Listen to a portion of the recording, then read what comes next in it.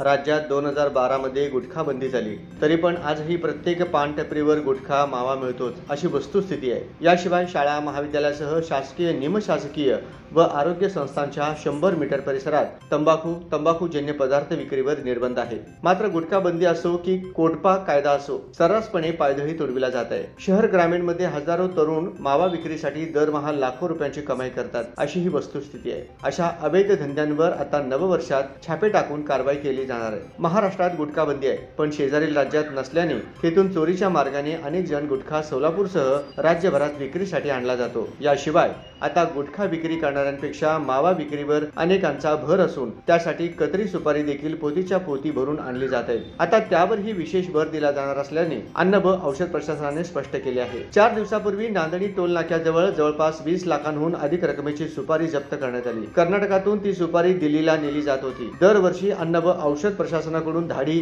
छापे टाकून अशा अवैध धंद्यांवर कारवाई केली जाते। त्यात दरवर्षी साधारणतः 50 कोटीहून अधिक रुपयांचा मुद्देमाल जप्त केला जातो। पण या विभागाकडील 50% पदे रिक्त असल्यानं कारवाईत सातत्य नाही व अन्य विभागातील काही जण चिरीमिरीमुळे जिल्ह्यात अवैध धंदे चालक वाढल्याचेही चित्र पाहायला मिळत आहे। शाळा महाविद्यालयातील तरुणांना व्यसनापासून दूर ठेवण्यासाठी शासनाने कोटपा कायदा 2003 केला। त्यानुसार शाळा महाविद्यालय आरोग्य संस्था शासकीय व निमशासकीय कार्यालयांच्या 100 मीटर परिसरात तंबाखू व तंबाखूजन्य पदार्थांच्या विक्रीवर निर्बंध घालण्यात आले। वास्तविक पाहता त्या शाळांमधील मुख्याध्यापक शिक्षकांनी त्या संदर्भातील तक्रार आवश्यक आहे, पण तसे होताना दिसत नाही। त्यामुळे ना पोलीस ना जिल्हास्तरीय समित्यांच्या धाडी त्या अवैध व्यवसायावर पडतात अशी वस्तुस्थिती आहे। राज्यात 20 जुलै 2012 रोजी गुटखा बंदीचा निर्णय झाला। त्यानुसार तंबाखूजन्य व सुगंधित पदार्थांच्या विक्रीवर निर्बंध आहे। तरी देखील शहर जिल्ह्यात मावा विक्रीचे प्रमाण लक्षणीय असल्याची स्थिती आहे। नवीन वर्षात आता मावा विक्रेत्यांसह गुटखा व बंदी घातलेल्या पदार्थांची विक्री करणाऱ्यांवर कठोर कारवाई केली जाईल। त्याचे नियोजन सुरू असून